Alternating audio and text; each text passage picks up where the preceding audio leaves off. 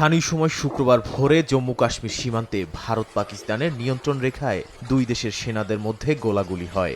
ভারতীয় গণমাধ্যমের দাবি, সেনা ঘাঁটি লক্ষ্য করে প্রথমে গুলি ছোড়ে পাকিস্তানের সেনারা, জবাবে পাল্টা গুলি চালায় ভারতীয় বাহিনী। এ ঘটনায় কোনো হতাহতের খবর পাওয়া যায়নি। এর আগে উপত্যকাটির বান্দিপোরা জেলায় অস্ত্রধারীদের ধরতে সাঁড়াশি অভিযান চালায় নিরাপত্তা বাহিনীর সদস্যরা। এ সময় তাদের মধ্যেও গুলি বিনিময় হয়। পরবর্তী করণীয় ঠিক করতে বৃহস্পতিবার রাতে সর্বদলীয় বৈঠকে বসে ভারতের রাজনৈতিক দলগুলো।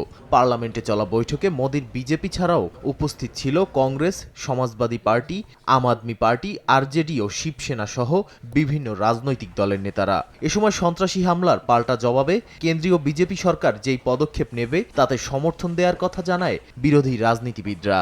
পাশাপাশি হামলার কড়া সমালোচনা করে ভয়ঙ্কর জবাবের হুঁশিয়ারি দেন নরেন্দ্র মোদি। যদিও ভারত পাকিস্তান উভয়কে ধৈর্য ধরতে বলেছেন জাতিসংঘ মহাসচিব। হামলার ঘটনার নিন্দা জানিয়ে ভারতের পাশে থাকার ঘোষণা দিয়েছে যুক্তরাষ্ট্র।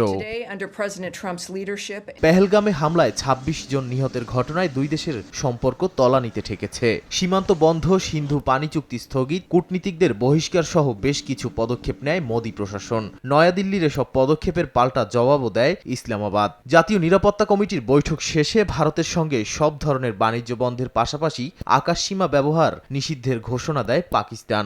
এছাড়া ওয়াঘা সীমান্ত বন্ধ, সার্ক ভিসা বাতিল করে ৪৮ ঘন্টার মধ্যে ভারতীয়দের পাকিস্তান ছাড়ার নির্দেশ দেওয়া হয়। নাদিম মারজান, সময় সংবাদ।